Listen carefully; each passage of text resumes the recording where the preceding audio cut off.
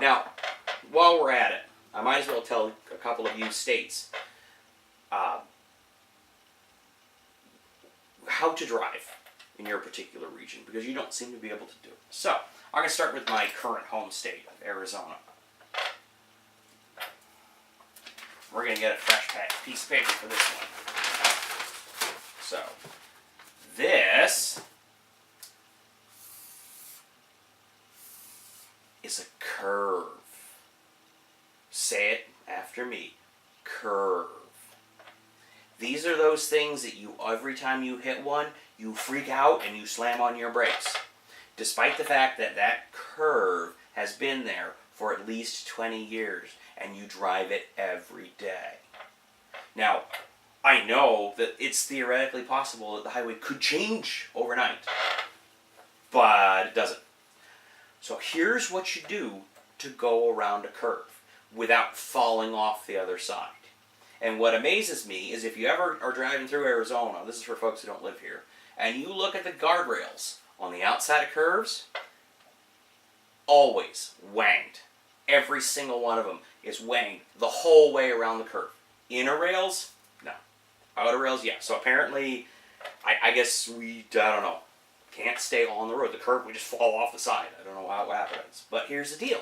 You're driving along and you go, oh my God, it's a curve! Instead of hitting the brakes, you let off the gas.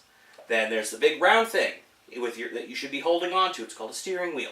You turn into the curve. As you're turning into the curve, you ease back onto the gas, not the brake. What that allows you to do is actually make your car do that thing. Go around a curve.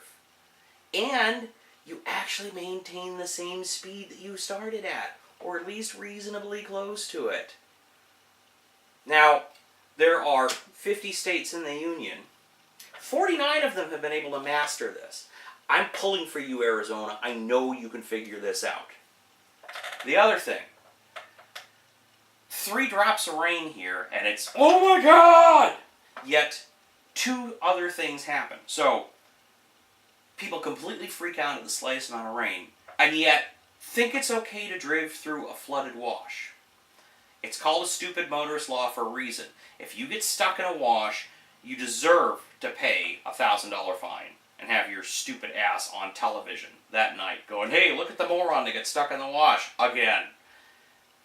I think the state should take away your driver's license, because if you're, you're a risk to yourself and others. I mean, you're basically trying to drown yourself. You might as well just stand outside in the monsoon with your head back and your mouth open. It's just as effective. The other thing, everybody freaks out and drives really slow when the slightest amount of rain. Yet when we get a haboob come through town and it's a complete brownout and you can't see anything, why don't you people stop? Seriously, why don't you stop?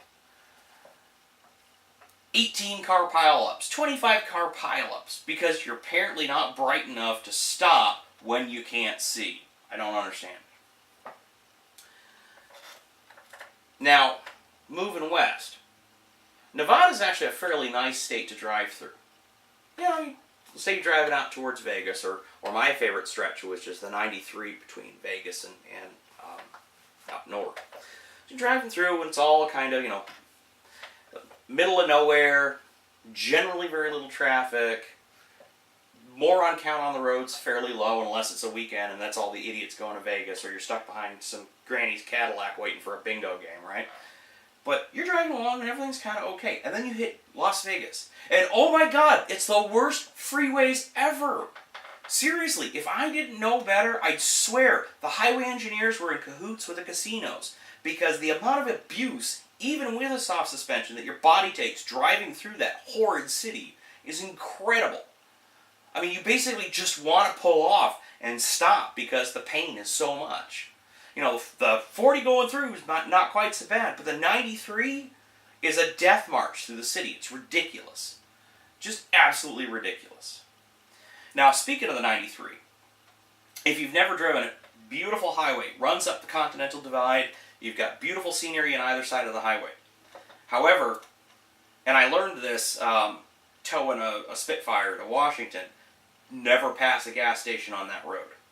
And pack enough food to last yourself a couple of days, because the road takes forever. I mean, you're covering an intense amount of mileage. The gas stations are few and far between, and don't even hope to find a restaurant along the way, because there isn't one. And the restaurant that says it's open for like 20 miles, and you get all hungry and excited and ready to eat, it's not open anymore. It's been closed for 10 years. So just don't pack a lunch. Oh, and driving downtown LA, particularly down by the casinos, just don't bother. It's stupid. And all the people on that road are stupid, because they're all kind of, oh, look, lights, they're bright lights, they're everywhere. You know, or they're reliving, you know, Big, where Tom Hanks goes out the roof of the limousine like an idiot. California. So, there's really 3 different regions of driving in California. So, there's LA. And for the love of Pete, I can't understand why so many people want to live in that place. Talk about a dirty, smelly, nasty place that you basically want to pass through as quickly as possible. Don't get it. But at any rate, the people in Los Angeles drive like a flock of chickens chasing after bugs, where the bugs are the empty spaces in traffic. Have you ever seen chickens chasing bugs, man? It's just like them driving around. Oh my god, oh my god. And the same thing happens every single time I go through LA. And I've seen this happen on a farm too, where multiple chickens try to all get the same bug at the same time, and basically, you know, you've got this, you know, pile up of chickens, and everybody goes squawking 20 different directions. That's basically what you do on your highways. And so every time I drive through LA, there's some sort of car wreck because 2 chickens tried to merge into the same space at the same time. And then the next thing you know, you're stuck in traffic in 6 lanes that you can't get off of. And even if you do want to get off of, you may not want to get off of the highway in that neighborhood. Absolutely insane. Absolutely insane. Just plain stupid. And you boy racers, you know what?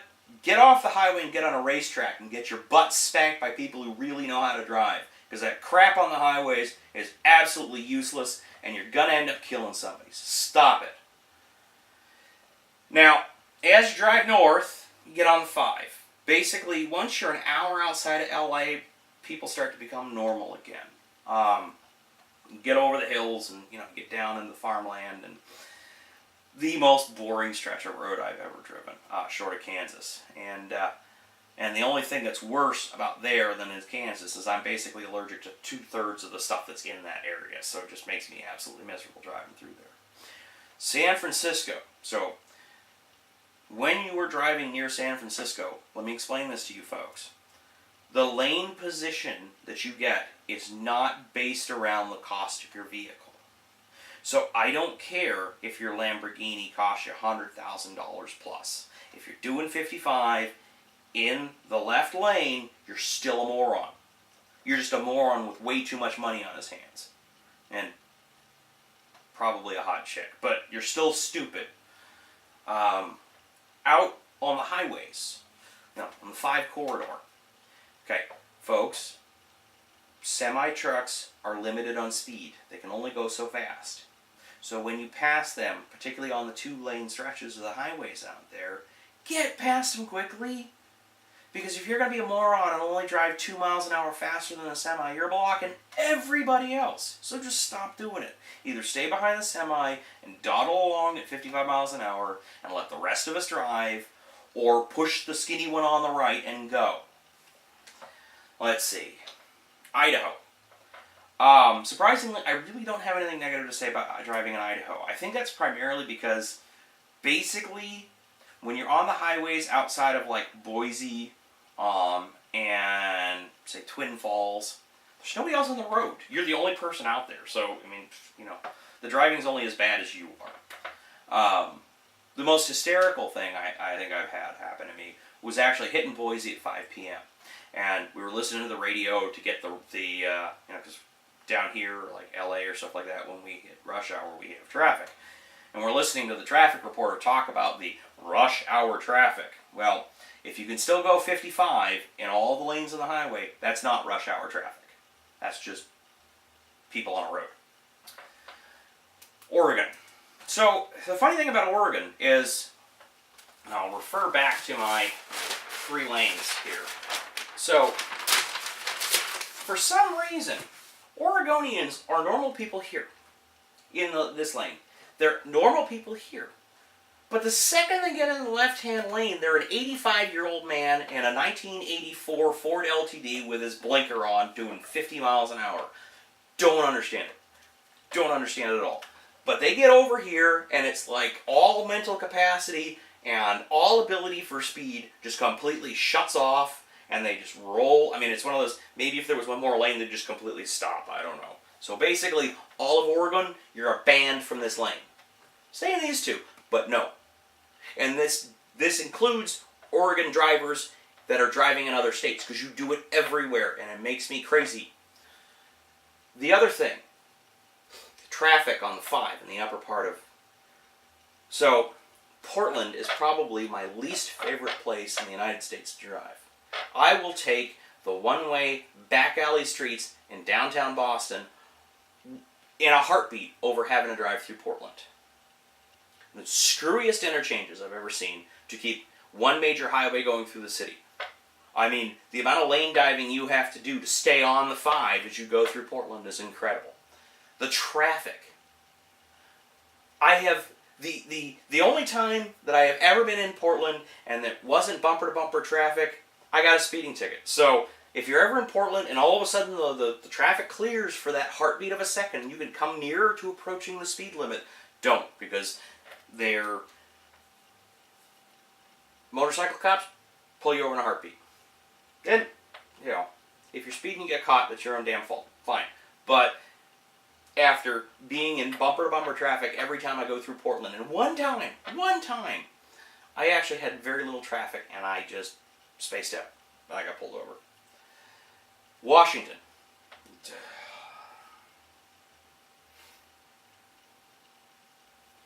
So number 1, it's the skinny one on the right. When you're on the highway, that's the one to use. If you're going to be in the left lane and you're in Washington, you need to speed a little bit. 5 miles an hour, for at least, please. I don't know what it is about drivers in the state of Washington, but you guys have this paranoid fear of breaking the speed limit. Like, I don't know, a giant ape's going to jump out of nowhere and, you know, a chunk monkey's going to come out and beat you with a mallet or something like that if you break the speed limit. Just drive, please. And what is it with you people in rain? I mean, Arizona, I understand. We get rain maybe 2-3 times a year. You guys get rain every day, or at least it seems like every day. Why do you not know how to drive in it? I went up to Washington in, was it October? And it was a pretty heavy rainstorm. From the border of Washington to Seattle, 20 some odd cars off to the side of the road, spun out, slid off, whatever. Seriously, folks, you guys live in the only rainforest in the United States. How do you not know how to drive in rain? Oh.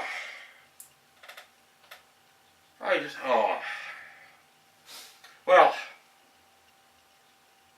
I feel a lot better having gotten that off my chest, because after doing about 8,000 miles in all of those states this year, I am just absolutely done with driving. In fact, the last time I had to go to Seattle, I said, screw it, and I flew. And this is coming from a guy who likes to do road trips, because all of you people on the roads drive me crazy. Learn how to drive.